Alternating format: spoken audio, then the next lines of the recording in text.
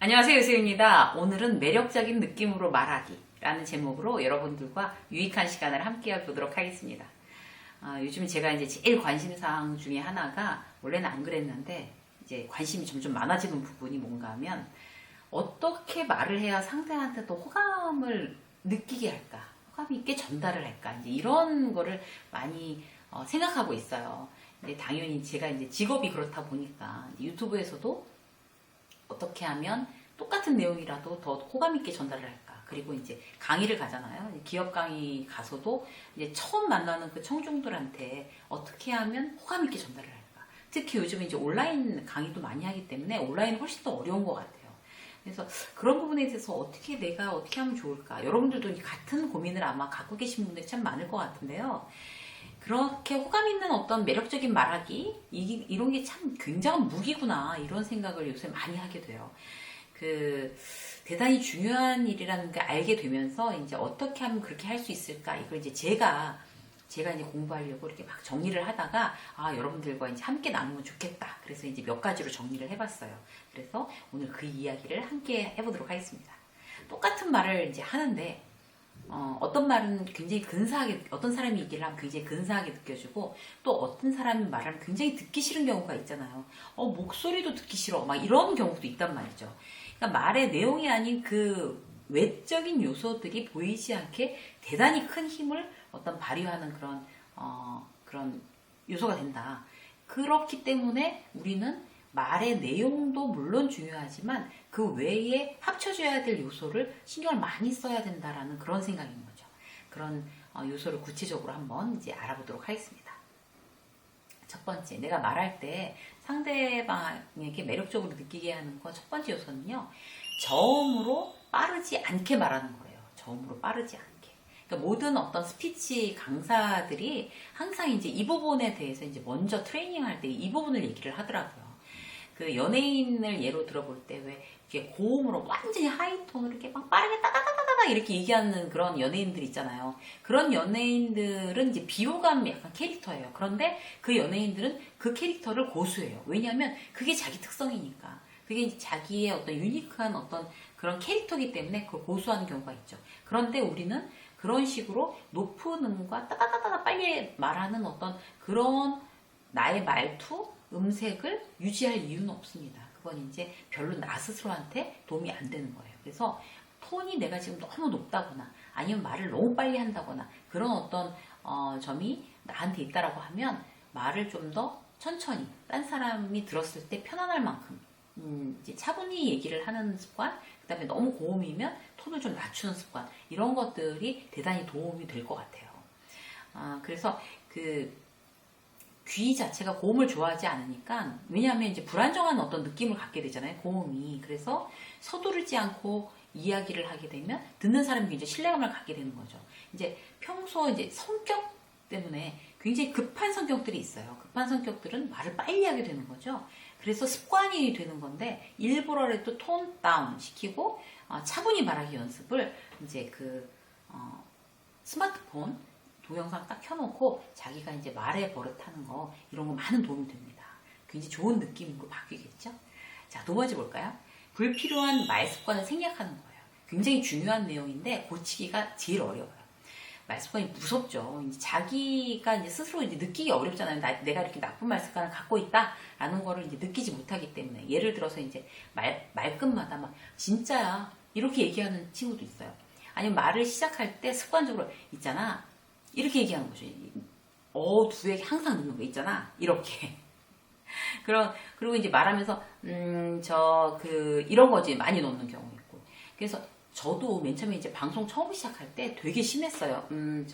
이런 거. 그래서 댓글에도, 이거 넣지 말라고 이제 댓글 달아주시는 분들도 계시고 막 이랬었는데, 저는 제가 직접 편집을 하니까 제 나쁜 말 습관이 계속 거슬리니까 이제 안 하려고 굉장히 노력을 하는데 그걸 그렇게 고치는데 시간이 걸리더라고요. 그러니까 동영상으로 찍어서 보고 내가 그걸 고치려고 굉장히 집중해도 시간이 많이 걸리고 힘든 게 나쁜 말 습관인 것 같아요.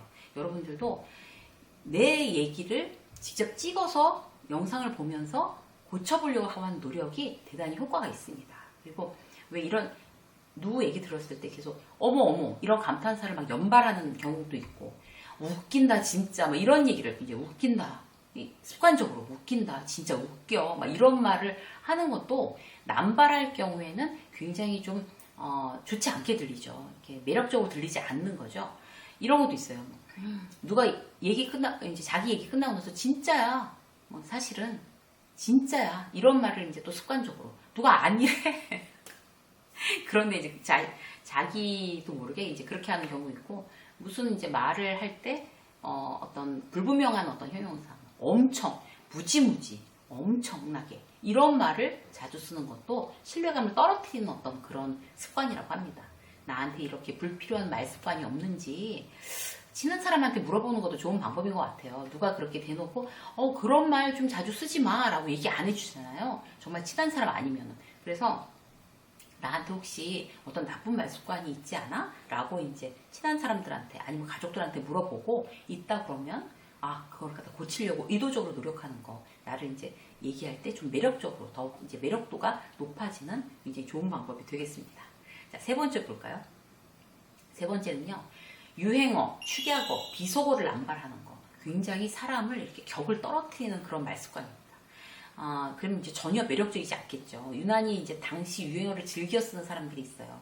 근데 센스있게 어쩌다 한번 유행어를 탁 써주면 이제 듣는 사람이 이제 굉장히 재미있잖아요. 웃기잖아요. 그래서, 뭐 그런 말도 쓸 줄 알아? 이러면서 재미있게 넘어갈 수 있는데, 이거를 지나치게 쓰게 되는 게 항상 문제인 것 같아요. 그리고 남들은 잘 모르는 축약어. 요새 이제 굉장히 말 줄여서 하는 이제 사람들이, 특히 젊은 사람들이 이제 많아지고 있는데, 그런, 막 뭐라고 했을 때 모른다. 무슨 소리야? 그러면 그것도 몰라? 이렇게 하면서 자주 쓰는 사람들은 듣는 사람이 피곤합니다. 그래서 이제 그 부분도 너무 남발하지 않도록 해야 될 것 같아요. 예를 들어서, 요즘 애들이고 어른이고 다 온노 아니야? 막 이러면, 그게 뭔데? 라고 하면, 그것도 몰라? 온라인 클래스 노예라는 뜻이잖아. 그 모르는 게 무슨 죄냐? 막 이렇게 되는 거죠. 듣는 사람은. 이게 한 번 말하면 괜찮은데 이제 계속 자주 이것저것 축약어로 쓰면 듣는 사람이 계속 못 알아듣고 뭐냐고 묻게 되고 그것도 몰라? 이렇게 얘기하게 되면 이제 피곤해집니다. 비속어도 마찬가지인 것 같아요. 말하는 중간에 추임새로 욕을 계속 섞어 쓰는 사람들의 그런 심리는 알고 보면 그걸 욕이라고 스스로 이제 감지 못하는 거죠. 아무 생각이 없던지 자신의 이미지에 그다지 관심이 없던지 이제 이런 사람들인데 사실 젊은 친구들은 이제 이 욕을 막 이렇게 중간중간 추임새처럼 이렇게 써넣는 거를 그걸 고쳐야 되는 버릇이라고 이렇게 절감하지는 못하는 것 같아요. 그래서 저는 이제 카페에서 일하는 경우, 원고 쓸 때 카페에서 일하는 경우가 많은데 이렇게 옆 테이블이나 저쪽 테이블에서 젊은 친구들이 이제 계속 막 추임새처럼 막 비속어를 섞어서 막 큰 소리로 웃으면서 떠들면서 얘기하는 경우 딱 쳐다보면 너무나 예쁘고 정말 멋진 그런 청년들이 그렇게 비속어를 섞어서 쓰는 건 너무 안타까워요. 그렇다고 이제 제가 그렇게 얘기하지 마세요. 이렇게 모르는 사람한테 얘기해 줄 수도 없는 거고 막 답답해서 가슴을 치면서 어떡하냐. 이제 이렇게 생각이 드는 거죠. 별거 아니라고 생각하고 비속어를 남발하고 있다면 내가 매력적으로 보이지 않는 말버릇을 계속 나는 쓰고 있는 거구나. 이렇게 신뢰감도 없겠구나 나한테는. 이렇게 생각하고 그 비속어를 끊어야 됩니다. 자, 네 번째 볼까요? 정확한 발음, 말 끝맺음 이런 거 중요합니다. 이제 흔히 배우들 보고 딕션이 좋다. 유난히 딕션이 좋은 배우들이 있죠. 귀에 딱딱 꽂힌다라고 하잖아요. 굉장히 부럽죠. 그 상대의 정확한 발음을 하는 걸 이렇게 듣고 있으면 이제 편안해요. 듣는 사람이. 그리고 이제 호감이 간다고 합니다. 무슨 말을 하든지 희미하게 이제 발음을 뭉개거나 특히 말끝을 대충 얼버무리게 되면 상대에 대한 이제 호감도 사라진대요. 이게 사실 습관이죠. 이렇게 자신이 없는 경우에 말끝을 대충 이렇게 완결형으로 딱 맺지 않고 말끝을 대충 흐리는 뭐 이런 경험들 누구나 있지 않으세요? 의식적으로 내가 하는 말을 끝까지 정확하게 끝맺는지 내가 말할 때 이제 느끼고 있어야 돼요. 의식적으로 깨어 있어서. 자기가 말할 때 발음이 시원치 않거나, 말이 이제 단어가 뭉개진다거나, 이제 이런 습관이 있다면, 이제 아무 책이나 딱 들고, 그걸 큰 소리로 읽는 습관이 대단히 도움이 된다고 합니다. 읽으면서 이제 녹음해 보는 거예요. 정확하게 내가 발음을 뭉개지 않고 하는 건가? 녹음해서 들어보고 이런 단어 발음이 취약하구나 스스로 알아차리고 고쳐가면서 반복하면 빠른 시간에 좋아질 수 있습니다. 저 같은 경우도 제가 하는 방송을 이제 보면서 제가 이제 편집을 하는데 이렇게 단어가 이제 발음이 이제 뭉개지거나 이제 이런 경우들이 있어요. 그럼 이제 굉장히 안타깝죠.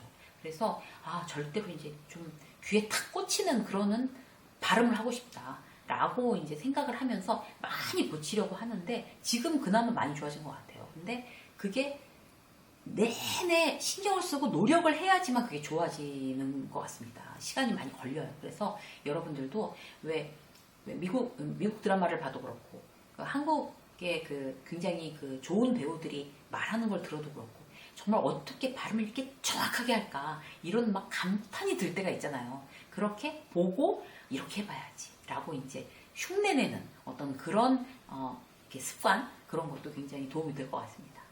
마지막으로 한 가지만 볼까요? 대화 중에 상대에 집중하는 거예요. 첫 번째부터 네 번째까지 말씀드린 거를 다 갖췄다고 치자고요. 그런데 마지막에 대화를 하면서 상대한테 집중하지 않는 거예요. 그 사람을 쳐다보지도 않고 막 딴짓하고 이렇게 하면 절대로 매력적으로 느껴지지 않죠. 그 사람의 이야기가. 사람은 누구나 자기 본의를 생각하고 느끼고 행동하기 때문에 그렇습니다. 나한테 집중하지 않는 사람이 어떻게 매력적일 수가 있겠어요. 상대 이야기할 땐 상대의 눈을 딱 쳐다보고 고개를 끄덕거리고 중간중간에 막 감탄사를 포함한 리액션을 보여주는 게 이제 마무리 포인트인 거죠. 내가 말할 때도 이제 상대를 이제 따뜻한 눈빛으로 이렇게 쳐다봐 주는 거, 웃음기 어린 표정으로 바라보면서 말하는 거, 이런 것도 대단히 중요합니다. 그래야지 매력적인 말하기의 완성이라고 해요.